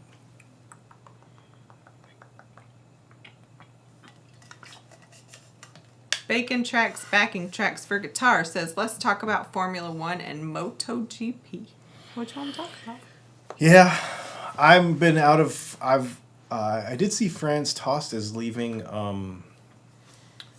At the end of the season, which is interesting. He's been around for a long time. He's probably retiring, I would imagine, or maybe he's going somewhere else. I don't know. I don't have anything to say about Formula One. I will have a lot to say on Monday, I'm sure. Because we're back. It was a 3-week break, so I don't really have a whole lot of. You have a lot of folks in here that like hot sauce, which is something you like too. Yes, very much. Robinson's Custom says, for spicy sauce conversation, da bomb for just plain eating, but it's battery acid. Wiltshire Farms, pricey for the best flavor, but still heat. But Dave's will always kick you in the face. Dave's is pretty awesome. We do have a couple of Dave's in there right now. Rusty Fenders, what do you think of the Bermuda Triangle? I don't know. What did we just watch though? It was the Bermuda Triangle. What disappeared? Some that plane? was not that was Flight 3 whatever the but Malaysian it made us one. have this conversation. We were talking about it. We did. That MH390, the Malaysian one, there's a special on it on Netflix, and it's very interesting. And there are fishy things that happened with that. That was very interesting. It's not a conspiracy theory if it actually happened. I don't know about the Bermuda Triangle. I haven't read enough about I think there's a lot of things that are weirdly documented coincidences because of the time in history that things happened. Most of the things happened. But I don't know. My aunt used to be there. My aunt used to be in Bermuda. She was stationed there in the Navy. Lance Hungerford says he likes habanero. Yes. We like habanero We too. do too. A lot. Jeffrey Egan says he loves cinnamon. Angel Raven 444. What's the hottest Thai or Georgian food you ever ate? I can eat hot Thai food. I love hot Thai food. And I don't know, because I don't know, maybe I'm not an expert on it enough to tell you, but I've had some pretty awesome hot and legit Thai food before.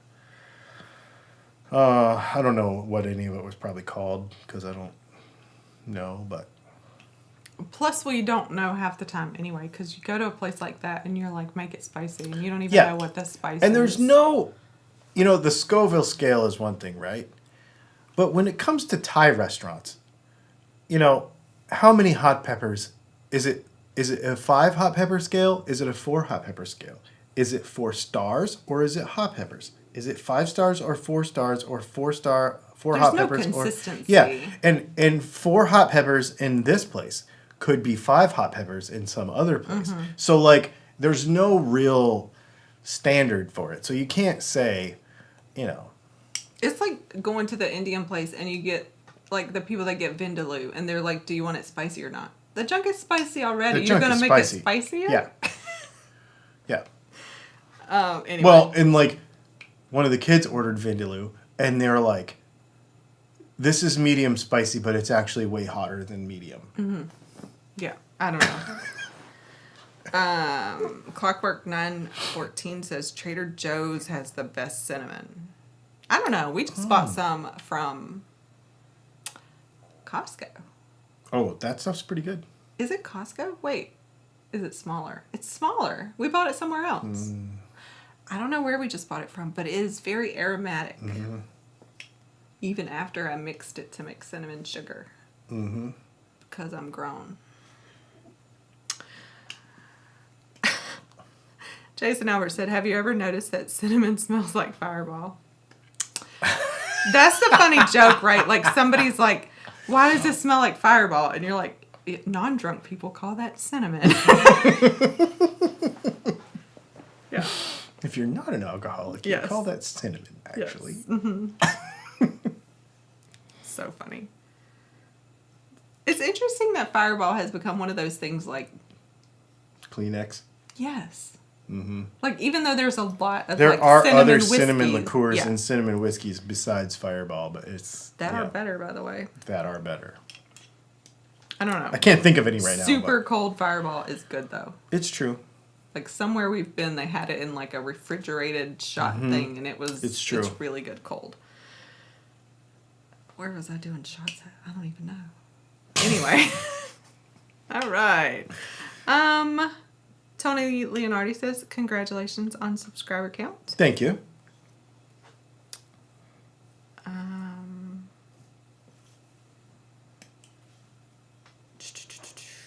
I'm trying to catch up, y'all. Curtis Chavez says, Bermuda Triangle, isn't that a bikini line? Probably. It's part of one. Timothy Potter says, my wife says if I buy any more hot sauce, she will kick my butt. That's funny. Dylan, we have a whole shelf in the fridge that's just hot sauce. We do. So I get that. Mm-hmm.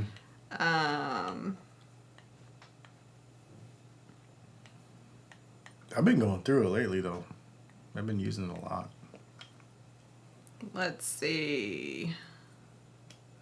Hot stuff makes you emit endorphins, just like exercise. Take your pick. Exactly. I'd rather use hot sauce than jog. Robinson Custom says, look up the effects of hot stuff on the brain and body. It's enlightening. I don't want to know if it's bad. Because I ain't stopping. I don't know. I don't. I mean, he's the one that just said endorphins, so I'm sure it must. Oh, it might I've be heard the positive. endorphin thing, but I don't know anything more than that. Stu Crombie says, carbon knives. Your thoughts? I heard they don't get detected. Carbon? That's interesting. I don't know. I have ceramic. I have some ceramic stuff. But I have not heard that. But I ain't trying to take a knife on a plane either. I usually, when I fly, I just put a pocket knife in my check bag. Because lately, I've had to how check. did I do that? What? Oh. I'm not paying attention. Lately, I've had to check bags because tools. So I'll just put a knife in a check bag and have a knife with me.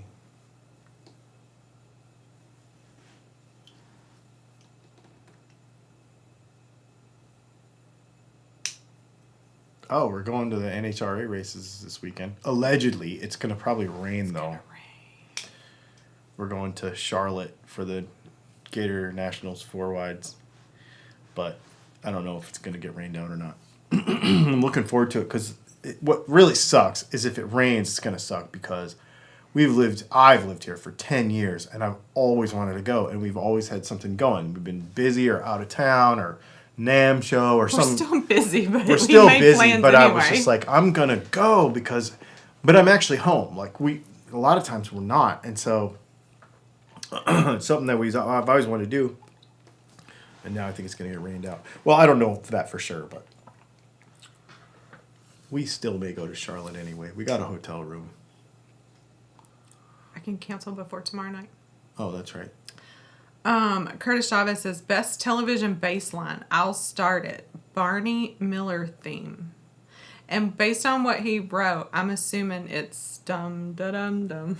Oh my gosh. I don't know, but that's how I read what he wrote. I don't know. I don't know who that is, though. Baseline? Yeah, I don't know baseline. Oh.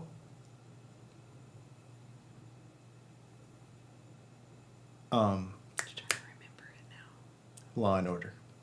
Oh my gosh. Dun, dun, dun, dun. That's funny.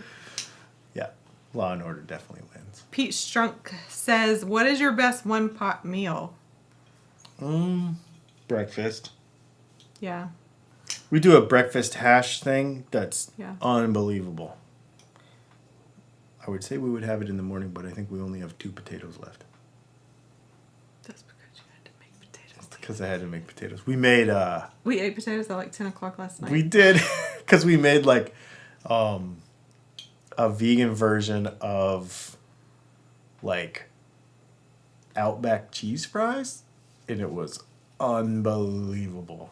It was second time good. this That week. was the second time this week, so we probably won't be doing that again for a while.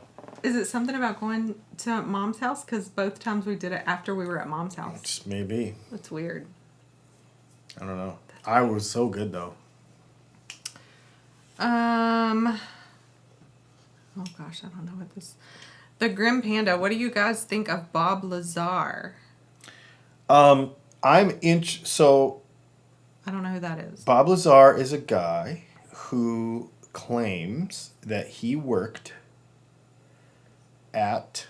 There's a documentary I could show you. It's very interesting. What are they telling me? What's the Dragnet theme? Did I just make the wrong sound? Yeah, that was Dragnet that you did. I don't even know what Dragnet is. It's a show. It's a detective show from like the Sorry. 60s probably. So what's the Law and Order or whatever you said? Did you say Law and I Order? said Law and Order. What is it?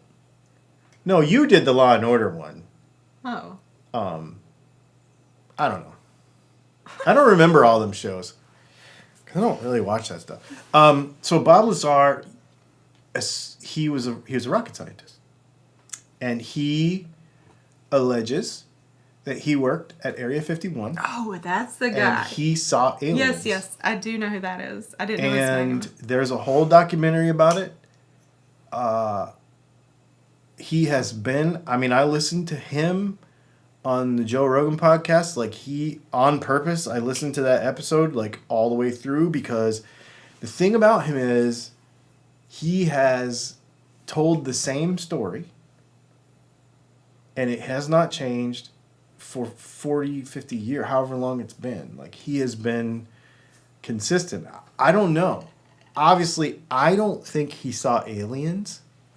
Do I think he saw technology that he shouldn't have seen? Yes. Or could have seen something weird. I mean, we live next to a nuclear plant, and there are some messed up animals in this area that they don't like to talk about. Yeah. When you watch The Simpsons and they make all those jokes about three-eyed fish and stuff, that junk ain't fake. Yeah, because so for those of you that don't know, we live next to the Savannah River site, which is, they were one of the, they made the plutonium for the weapons program. Did they make it? Yeah. Okay.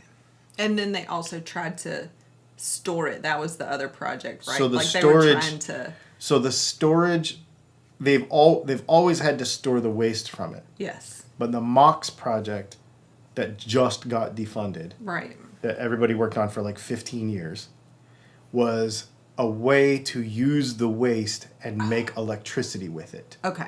But I knew it was something. It was positive billions and it billions didn't and work. billions of dollars, and then they defunded it. Yeah. But yeah, that's here. That's where we live. Angel Raven 444 says, Dylan, is crime bad in your area that you have to have a knife under the pillow asking for a friend? You don't keep a knife under the pillow. I don't keep a knife under the pillow. I mean, you know, I think that planning for eventualities is always smart, wherever you live. But I also think we always say that there's nothing random. If you don't mess with nobody's girl and you pay your drug dealer, nobody's going to shoot you. Yeah.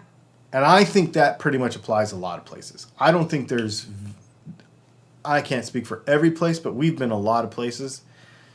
And I think most crime is you messed with somebody's girl or you didn't pay your drug dealer. If you do those two things, properly, chances are you're not going to randomly get shot. I don't know. But you also have to be smart and plan properly. You know. We don't have a lot of crime, though, I don't think. Statistics would tell you otherwise, as would old people in this Old people area. would tell you that crime's terrible, but... Will Fix says the triangle was explained as hydrogen gas released from the ocean, and planes' gauges react by looking like you're climbing altitude. So pilots unwittingly adjust, not knowing they're lowering their altitude. Oh, interesting. Which reminds me of another documentary, the whole Boeing thing. That's on Netflix, too. About the planes that thought they were going up, but they were actually going down because they cheated on a piece of instrumentation that made the planes crash. Very interesting documentary. Angel Raven 444 says, I think after tonight, the sub count will climb to 100K due to spicy foodie talk. That's probably it. Jeffrey Egan says, Dylan, what about your new S&W you really like about it? Crossing groups. Now we know where Jeffrey Egan was. Yeah, I saw him in there actually when I posted that. It is phenomenal. I have about 100 rounds through it, and it's phenomenal. It's so good. It's good. My first 5 rounds were touching at 15 yards. It's so good. Robinson's Custom says 4 wide in the rain would be a rodeo if they pull it off. I know. Yeah. That could be really good and really dangerous.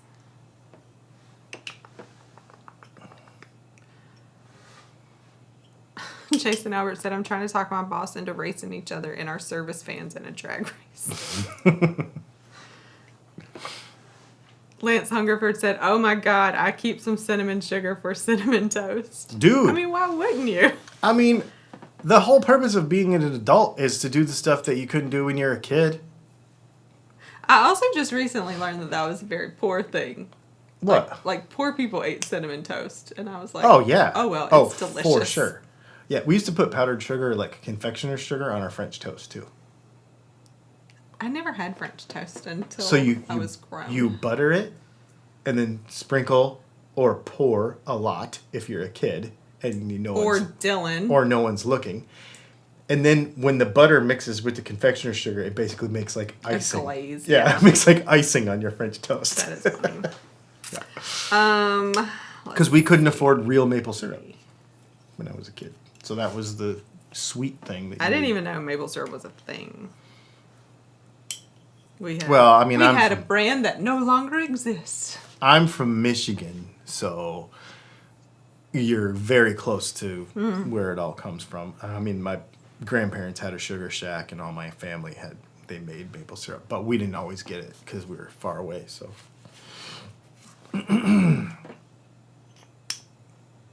Robinson's Custom says, my dad called his one-pot masterpiece Gorilla Grunt.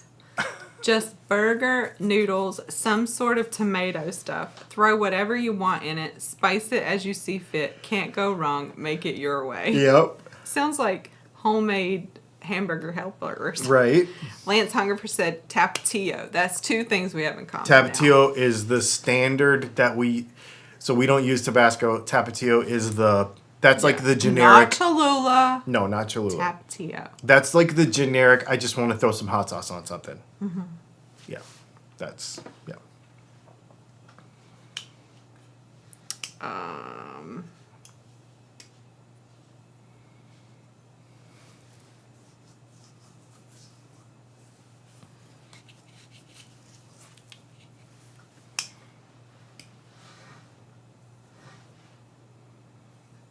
Robinson's Custom said he was born and raised just down the river from Hanford nuclear plant, just like Groening, who wrote The Simpsons. Explains a lot about my ADD and other creative influences. I wonder about it. So it's interesting. Where I used to live as a kid, we had a lot of copper and heavy metal mines, and they're always fighting, trying to keep tailings out of the water, and there were natural effects from that. No,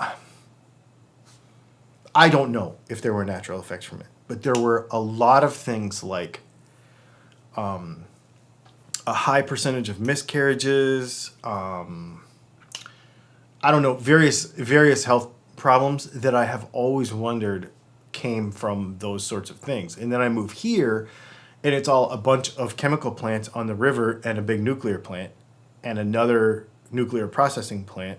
And if somebody dropped a match in the wrong place, the entire place would just explode. So you just kind of wonder about all that stuff. But you just keep living, I guess.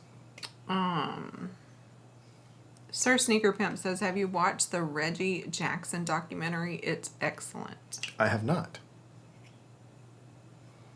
Somebody said maybe Crankshaft said maybe aliens visit to acquire vintage tube amps and pedals. Lance Hungerford said we're probably a penal colony. Maybe.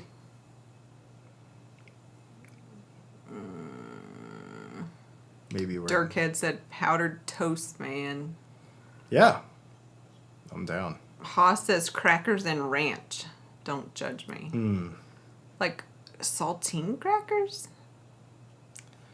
Yeah, I wouldn't do that. You can't say you don't like saltine crackers. Oh, I love saltine crackers. Yeah. I love salt. I could sit there and eat a whole sleeve of them in 10 minutes. I love saltines. Kenneth Crickmore says, I love cinnamon sugar toast cut up in a bowl with hot milk over it. Heaven. Wow. That sounds terrible. Wow. Is that, where are you from? Like, isn't there like a bread pudding thing? Like, that's not a thing. Oh, that's interesting. Like, yeah. people, there's like different areas. So, like, some people like tapioca pudding. I think there's a bread pudding. All of that is just like, well, one's too much texture and one's too much mush. So, I don't know. That's two different things. Yeah, I don't... And I've never heard of that, though. Of course, I don't drink milk anymore, but I was never... First of all, 2% only for me. I could never do whole milk. and it had to be cold. And I never understood hot milk. Well, actually, I take that back, because I do espressos, like a latte or a cappuccino. So maybe that's a thing. But I just can't. But I would have never thought to put hot milk on cereal or any of that. I've heard of people do that, or warm milk with what, and that just never, I never saw that.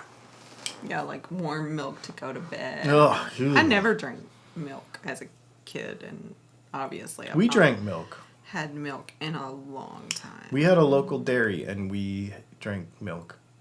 We got a gallon of milk every few days when I was a kid. You know why I don't drink milk, or didn't drink milk even then?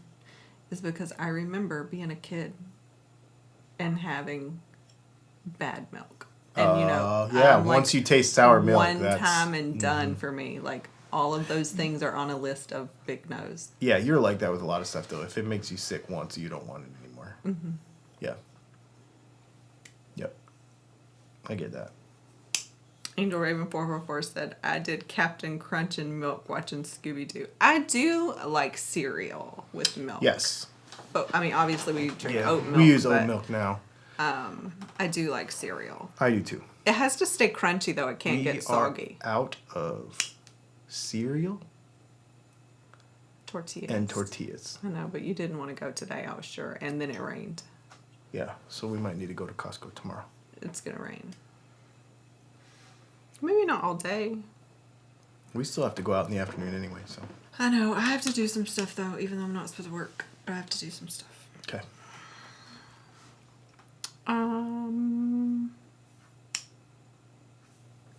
I feel like I got super distracted. That's okay. Robinson Custom says, let's milk it, guys. We have subscription goals to meet. That's right, man. How many people are on right now? Oh, they're falling off. No, they're not. They don't want to talk about milk. Somebody said the Perry Adder Cop 47 said the Perry Mason theme song. I don't know any of I remember these. that one. I couldn't recite it to you, but I do remember it because my grandpa was a Perry Mason guy. I listened to Oh, Hawkman Hawks is talking about hot chocolate. How did you make the hot chocolate I bought? Did you use hot milk? I did. I steamed it with the espresso machine. Yeah. Okay. So there's another example. Mm-hmm. Yeah, okay. So I guess there are some hot milk things that you do. But you just have to add sugar. Yeah, it has to taste like something else. And marshmallows. You have to add You have to chocolate put and baby marshmallows. And chocolate. Marshmallows, chocolate, cinnamon. Yeah. You have to make it taste like not hot milk. Yeah. Basically. Because even just an espresso, like a cappuccino or something, you got to make it taste like... Although oat milk tastes fine. It doesn't taste like milk, though. Robinson Custom says, ooh, next week, favorite childhood cereals. That could burn a few minutes. I mean, we could talk about it now. Favorite childhood cereals? So when I was a kid, my brother... I've always liked Cheerios. Honey Nut Cheerios have always been the thing for me. We were too poor to have cereal. So, the only cereal we could afford when I was a kid was Kix. But not the real Kix. The Kix that came in the bag. You want to hear my cereal story? Yes. Okay. First of all, Jeffrey Egan said, who else put so much sugar on your cereal as a kid you could scrape the sugar off the bottom of the bowl? Or the milk would turn colors. Okay. We didn't buy cereal either. Same reason. But I had to stay with my grandparents a lot. So that is why I still to this day like healthy cereal. Because my all-time favorite cereal, Grape they Nuts. don't even make it anymore. Fruit and Fiber. Oh my God. I actually used to like Grape Nuts. Oh, that's like rocks, man. Only if you leave it. If you leave Grape Nuts in a bowl overnight, you have In to a bowl of what? like milk. Overnight? Where? If you didn't finish it and there was like a little bit in the bottom or something, you'd have to throw the bowl away. It was like concrete. And it does it in your stomach. You know, like cheese. I know. Ew. Yeah, you're right. Ew. Yeah. Charles Wallace said anything with sugar in it. Yeah. So when I got older and would go to like friends' houses and they ate like Captain Crunch and Lucky Charms and Fruity I Pebbles. still can't afford that stuff. Fruity Pebble. Like, that was so gross to me. Like, Really? How do you eat this? Yeah, I didn't like it either. But it's because I think, I don't know. I want to say there was some cereal that we could get because you could. No, I don't think so. We didn't really eat cereal. We ate plain Cheerios and Honey Nut Cheerios sometimes. And my brother liked Kix. There was this one time. No, I don't Jeffrey want to Egan said grape nuts is good. Hawkman Hawk says honeycomb. Do they still make that? I remember that too. Yeah, I remember that too. I don't know if they still make and that. I remember as a kid seeing all the commercials and being super bummed out because I could never have it. And there would be times when we'd go to our friend's house and stuff, and I'd be like, I really want to try this because I don't get fancy cereal at my house. I still don't want to buy it. It's so expensive. Cereal is expensive. Okay, these next two. Robinson Custom says Fruity Pebbles by the box, Cocoa Puffs, Captain Crunch with berries. Follow up with a whole package of chocolate pudding. Yes, I do have diabetes. Oh my God. Listen, Crankshaft. As a teenager, my older brother's friend, who enjoyed herbal supplements, came over on Saturday morning and helped himself to Frosted Flakes and Pepsi. Blew my mind as an 8-year-old. Frosted Flakes I like too. Ooh, and I like shredded wheat. I like frosted. Yes, frosted shredded wheat. I actually think they have that at Costco, and I was going to ask you if you wanted to get that next time. Like frosted mini wheats. Oh, for sure. Totally. We're so gross. Jeffrey Egan said Cheerios is great covered with sugar. I just get Honey Nut, and I'm okay with that. Or cinnamon. They have a cinnamon one too. It's pretty good. Rusty said Captain Crunch, but it made my mouth sore. The food value is so low in any of that stuff. Will Fix says Rice Krispies with sliced bananas and much sugar. So, I do also healthy cereal, because also my mom was of that generation of like everything was diet food and like Tab soda and all that. So I've also eaten a lot of Special K with bananas in it. Oh, yeah. Because she was a Because Special K was person. like, yeah. You're going to lose a bunch of weight if you ate Special K. Yep. Yeah. Oh, yeah. Oh, Rockbox says they still make honeycomb. Yeah, I haven't even been down the cereal aisle. Yeah, we haven't. We don't even go down there. Will Fix says grape nuts might as well be gravel. Yes. It is. Jason Albert said frosted shredded wheat for the win. Oh, man. I loved it. My thing is I'll eat dry cereal, too. Oh, Jeffrey Egan said I always waited for crunchy cereal to get soggy before I ate it. Oh, wow. Did you see... I'd never seen her do this before. Okay. Brianna's sitting in here today. What do you mean she's never done that I've before? never seen her... I eat that. I guess I never thought about it. If we had ranch dressing, she'd have got ranch dressing too. Really? Oh, yeah. Brianna's just sitting in here, whining P90s today. With a plate. And she's just sitting here, winding pickups with headphones on, eating croutons off of a paper plate. I'm like, what is even happening right now? If we had ranch dressing, she would have got ranch dressing and ate it with croutons. Really? Yeah. When I was young, we went out. I was so embarrassed. We went out with another couple, and that girl did not eat any vegetables. I mean, zero. And she was also, you know how people say, like, do you dip your fries or do you, like, put ketchup on them? So she was on them. She ate ketchup with everything. One. Didn't eat vegetables. Would eat french fries. Drowned them in ketchup. And we were somewhere, like, where a salad came on the side. And she was like, I don't want the salad. And then the lady was like, but it comes with it. And she was like, well, can you just bring me, like, the croutons in a bowl with ranch dressing? And that's what she ate. Oh, wow. Yeah, Wow. that's funny. That is funny.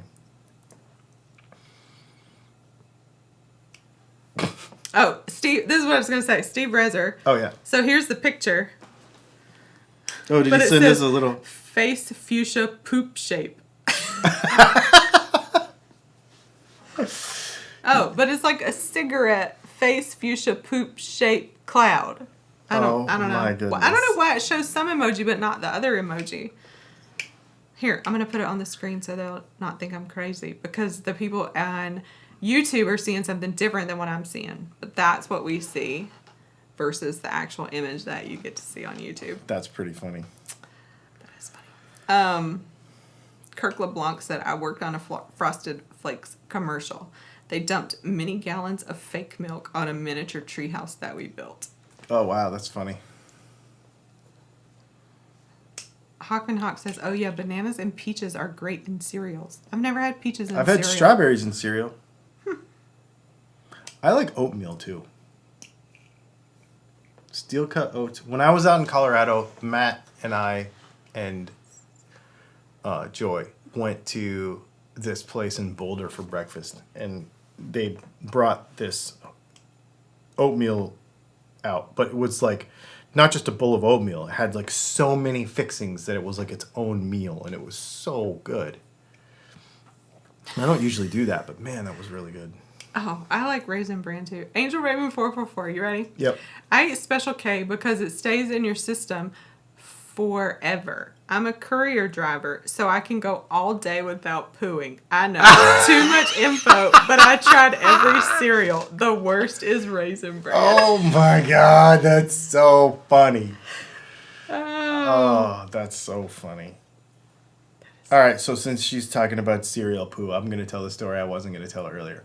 My younger brother, there was this cereal called Kaboom, and it was generic in the bag cereal, but it was basically, it looked like Cheerios, but it was all rainbow colors. So it was almost like Lucky Charms without any marshmallows. But it was just the generic version of it in this bag. He ate a whole bunch of it, and he came flipping out, running out the bathroom because his poop was different colors. And he thought something was wrong. That is funny. He was little, you know, and he freaked out. Yeah, that was funny. What is cream of wheat? Cream of wheat is like poor people grits, if you could even imagine that. It's like grits, but it's not. It's Jason Albert said, I prefer grits or cream of wheat over oatmeal. I would rather have grits too. yeah, it's like sort of like grits, but it's Because for me to like oatmeal, it has to be unhealthy. yeah, you have to Like put like so much stuff in it. Maple syrup and Yeah. nuts and berries and... I mean, nuts and Cinnamon. berries. Nuts and Duh. berries make sense. It's not healthy though. Like dried berries aren't good for you. Oh no, I had like full on blueberries and strawberries and like actual fruit in the last time I did it. It was awesome. Not anytime I've seen you eat it. That was when I sent you pictures. Oh yeah. What did I think you were eating? I thought you had grits, remember? No. That I was was like, steel cut what oats. I are was you in Boulder, eating? Colorado with Matt Flaherty from Texas Toast. It was so good. And that's not normal. She was surprised because I don't usually eat that stuff, but man, was it good. I would do it again right now. You can't. That's way too far away. Mm-hmm. There's some steel cut oats in there. You could cook it. I know. Last time you ruined it. I did. I didn't cook it right. Oh my gosh. So Lance Hungerford just said I'm craving Tang for some weird reason. What? We were just having that conversation. I think you were still outside. Because did you see like Alex posted like Busch Light and Captain Morgan tastes like chocolate or something? Yeah. And then yeah. he was like, it doesn't actually taste like chocolate. It tastes like watered down quick or something. And then we were talking about Yoo-Hoos. And then we were talking about Tang. And then we were talking about Sunny Delight. And like all these terrible drinks that were of that time. Anyway. No, that's gross. All the above. Yep. Malt oatmeal. That comes in the bag, right? Wow, that's throwing it way back right there. Count Chocula. Malto meal. Yeah. We done. Yeah, I'm tired. Yeah, me too. And we've never gone this late, like a full another hour. We did pretty close last week, I think. Really? Yeah, I think it was like 10:05. Remember when you get prizes in the cereal boxes? Yeah. Oh, yeah. Or you would cut the tops off and send them in and get stuff. Yes. Curtis Chavez says, my favorite sugary cereal is Corn Pops. I did like that one. Mm-hmm. I would eat Corn Pops. That was probably the kiddiest cereal I liked, actually. What is King Vitamin? I remember King Vitamin. People are talking about King Vitamin. I don't know what that is. Yep. Those are all the things. Wait, grape Tang. I thought all Tang was orange. I thought it was orange, too. Which is why I never drank it. That's right. She doesn't like orange-flavored stuff, usually. Be sure to drink your Ovaltine. I remember those commercials. Oh, my goodness. Me, too. Aw. Stu Crombie said I could hear Leslie's southern twang then. That's probably because I finished my drink. I am tired. Yeah. It's time to go. You guys, this has been super fun. I'm going to try to put a video out tomorrow. I don't know if I'm going to have time. Everyone having cereal for dessert tonight. We don't have any cereal. No. Thanks for hanging That out. was fun. We will see you in the next video.